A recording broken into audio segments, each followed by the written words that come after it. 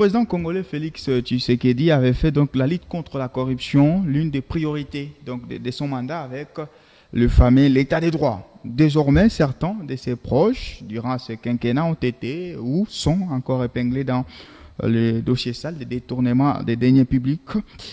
Et nous allons nous interroger d'une manière générale, est-ce que Félix Tshisekedi a-t-il mis fin à la République des intouchables?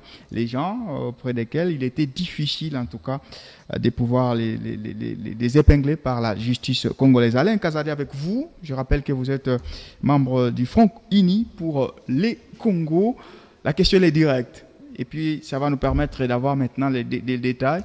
Est-ce que Félix Tshisekedi a-t-il mis fin à la République des Intouchables? D'abord, c'est de comprendre est-ce que la République des Intouchables existait avant lui ou existe avec lui? Personnellement, je peux dire, en tant qu'avocat, au-delà que je sois membre de l'Union sacrée, je suis avocat de formation. Il faut dire que la République des Intouchables n'existe d'abord pas. Pourquoi la République des Intouchables n'existe pas? Lorsque vous lisez l'article 12 de notre Constitution, j'ai la Constitution avec moi ici, le législateur congolais dit, tous les Congolais sont égaux devant la loi et ont droit à une égale protection des lois. Déjà, ça ne me met pas personnellement à l'aise de dire qu'il y a une République des Intouchables. Mais ce qu'il faut aussi connaître, c'est que la justice dans des pays à faible démocratie pose des fois des problèmes au niveau de l'application de certaines dispositions qui sont constitutionnelles. Mais aujourd'hui, il faut dire que notre justice est en train de connaître un pas d'avancement très significatif que nous n'avons pas connu il y a un temps. Pourquoi je dis ça? Quand vous parlez d'aujourd'hui, c'est les 4 ans? Les 4 années? Oui, dans les 4 dernières années ici, lorsque vous faites une bonne lecture, vous regardez, il y a des choses que nous avions assistées à la télévision, que nous n'avions jamais vues. Il y a un long moment. Nous avions vu c'est avec l'avènement de Félix Tshisekedi qu'on a vu pour la première fois les directeurs du cabinet du chef de l'État être déférés devant les instances de la République. C'est avec Félix Tshisekedi que nous avions vu les ministres répondre devant les instances de la République. C'est avec Félix Tshisekedi qu'on a vu des hauts gradés, des personnes qui ont des grandes positions en termes de fonctionnement, mais qu'on a retrouvées aujourd'hui devant les instances de la République. Donc, d'emblée, je peux dire que notre justice est en train de connaître aujourd'hui un pas significatif, même si ce n'est pas même si ce n'est pas au niveau maximum des attentes que les Congolais veulent avoir. Tout à fait. Mais d'emblée, je peux dire, la fondation est en train d'être posée et nous sommes en train d'aller vers de l'avant. Alors, Ramsès Mouteba, voilà, Maître Alain a parlé de Vital Kamerhe, il y a même Eteni Longondo qui était en fonction, le ministre de la Santé de son époque, qui ont été épinglés. Est-ce que c'est suffisant pour dire que la République des Intouchables a pris fin sous Félix Tshisekedi? Par intouchable, ici on sous-entend que des hauts gradés, mais qu'on ne pouvait pas ou qu'on ne pouvait pas les interpeller. Merci beaucoup, M. JC. Ici, il y a d'abord les avancées très significatives, parce que quand on parle de l'état des droits, il y a un soubassement qui est constitutionnel. Lorsque vous prenez l'article que M. Alain venait de lire, l'article 12. Oui, l'article 12 de la Constitution, cette disposition constitutionnelle est tout à fait claire. Et dans un état de droit, aucun Congolais n'est au-dessus de l'autre. Tous les Congolais jouissent des mêmes droits. Et en plus de cela, ils sont tous au même pied d'égalité. C'est pour cela que la Constitution existait, bien sûr, mais au-delà de la Constitution, par rapport à l'applicabilité de la loi, on avait constaté qu'on était dans la République des Intouchables, mais aujourd'hui, avec l'avènement de Félix... Chronologiquement, on était quand? Chronologiquement. Les régimes passés. Merci. Parce que nous avons vu qu'il y avait certaines personnes qu'on appelait les intouchables.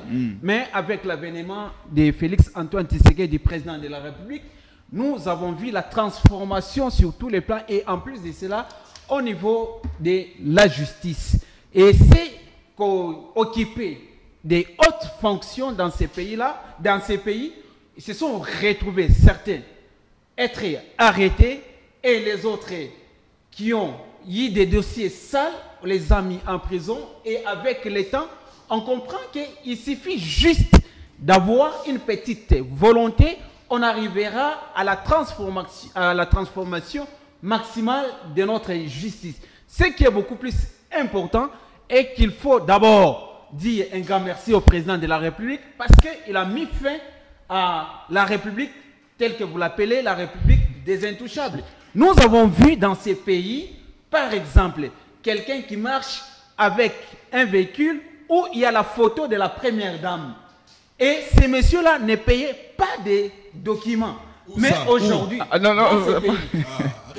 on n'est pas là pour citer les noms, vous les connaissez très bien. Je pense qu'il faut éviter d'aller dans les sensationnels, mais la raison doit primer au-dessus des émotions. Ce qui est beaucoup plus intéressant, nous disons merci au président de la République. Pourquoi? Parce que nous avons vu également que nous vivons réellement dans un État. On revient à vous. Maître Caleb est avec nous. Voilà, il est temps de vous suivre. La question elle a été tellement directe. Est-ce que, Maître Caleb, nous vivions, nous, en République démocratique du Congo, dans une république des intouchables pour qu'on ait l'opportunité de dire qu'enfin, on a mis fin donc à cette république des intouchables? Pas du tout. Nous ne vivions pas dans une république des intouchables. J'en veux pour preuve des faits objectifs. Ok.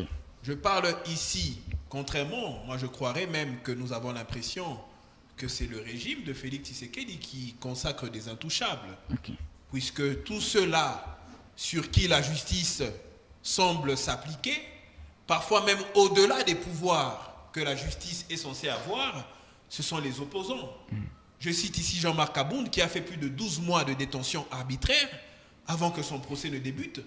Ça, ce n'est pas l'état de droit.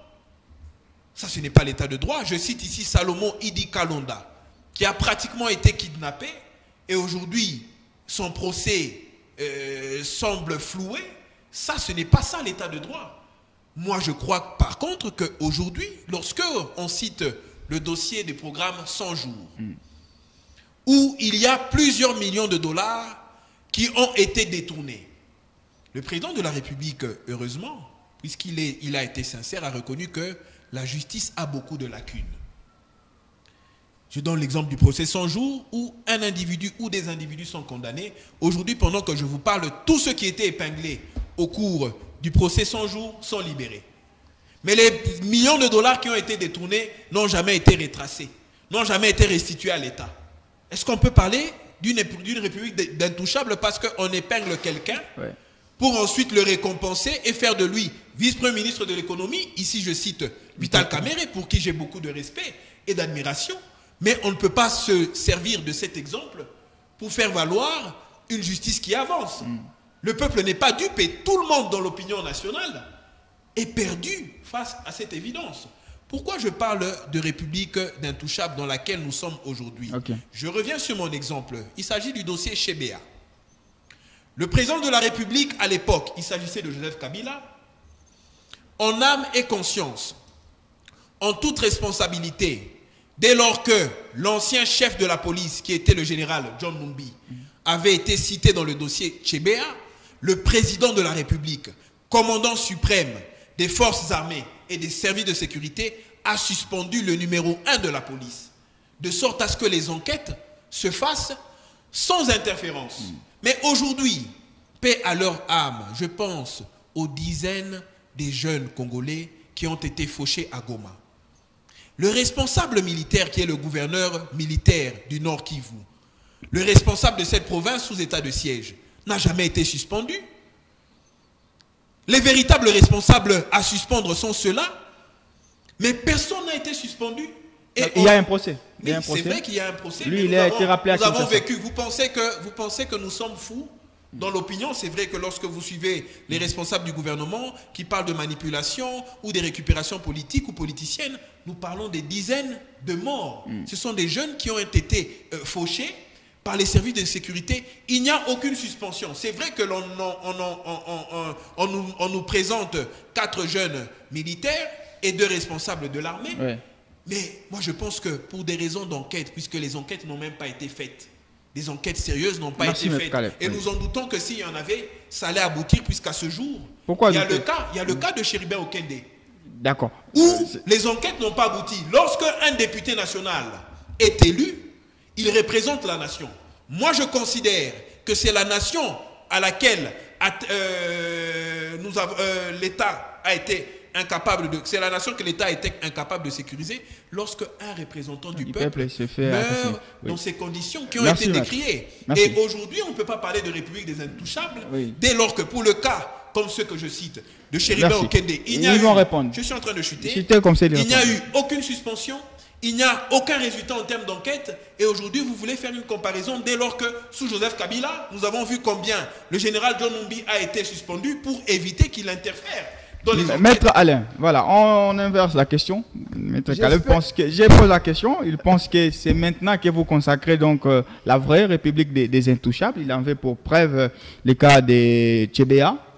Et puis, il donne l'exemple également de la manifestation qui a tourné... celui de Chériba Okende, qui a tourné au carnage à Goma. Goma. Et la question de savoir, vous avez parlé du Vital Caméré, de certains ministres interpellés en fonction, mais tous en tout cas ont été relâchés. Il suffisait de les appeler, mais de maquiller un tout petit peu. Ce n'est pas une justice cosmétique après tout. Je pense que l'émission est à caractère pédagogique. Je suis en train de répondre en restant derrière la thématique ou les sujets sur lesquels nous sommes en train de nous débattre. Vous voyez que mon frère Caleb est en train de nous emballer dans l'histoire. Il est en train de nous emporter dans les cours d'histoire. Alors on risque de nous égarer de notre émission. Notre thématique, c'est de savoir, est-ce que nous sommes en train de mettre fin, est-ce que le président Tshisekedi est en train de mettre fin à cette République des Intouchables? La vraie et bonne réponse que j'attendais que Caleb puisse répondre, c'est de dire oui. Pourquoi dire oui? Je n'ai pas cette police de débat de vous poser des questions. La première fois que vous avez vu un haut fonctionnaire devant les magistrats en train de répondre aux questions, c'est quand? Dans 18 ans, combien de ministres vous avez vu, vous, interpellés par la justice? C'est ça la bonne question. Si ici nous commençons, je suis d'accord et c'est ça notre honnêteté. Ce n'est pas le fait d'arrêter et de relâcher. Mais j'espère qu'il y a une notion, peut-être sur les plateaux les autres peuvent ne pas comprendre, mais pas Maître Caleb, la notion de présomption d'innocence. Vous savez, il faut faire la différence entre les droits sociaux, les droits de la rue et les véritables droits que les juges prononcent. Nous, dans la rue, quand on arrête quelqu'un, il suffit qu'on dise que Maître Kazadi a cogné quelqu'un, que tout le monde déclare et juge que je suis fautif. Lorsque le juge n'a pas encore prononcé ma sentence, je bénéficie de ce qu'on appelle en droit la présomption d'innocence. Aujourd'hui, la question que les téléspectateurs doivent comprendre, est-ce que la République d'Intouchables est en train de prendre fin? Oui. Maintenant, est-ce que les procédures où nous avons arrivé à des résultats? Non. Ça, c'est ce qu'il faut être honnête. C'est pour dire, aujourd'hui, quand Caleb évoque le cas de Goma, je suis certain qu'il l'a fait par mauvaise foi, seulement parce qu'il n'aime pas l'Union sacrée. Vous avez vu les ministres de défense. J'aime la République démocratique du Congo. Vous avez vu que le ministre de l'Intérieur était là. Vous avez vu que le gouverneur militaire est rappelé à Kinshasa. Vous avez vu qu'il y a des officiers. Vous voulez directement, parce qu'il y a marche, directement qu'on puisse prendre le gouverneur militaire, qu'on puisse mettre... Mais il faut établir les responsabilités. Ça, c'est un, j'arrive. Rapidement, oui. Dédé, lorsque vous parlez des dossiers de Chériba Okende, mais le président de la République, le garant de cette nation, il a été le premier à condamner cet acte barbare. Mais il y a les procédures qui sont déclenchées. Ce n'est pas, vous savez, c'est dans un dossier pénal. Ce n'est pas du jour au lendemain que vous faites les choses à la hâte pour trouver des conclusions. Et si l'Union sacrée n'était pas d'accord, on n'allait pas faire recours ni autoriser d'autres cabinets experts de l'extérieur pour venir assister. Je pense que dire aujourd'hui que l'Union sacrée ne fait rien, c'est de la mauvaise volonté de mon frère Caleb.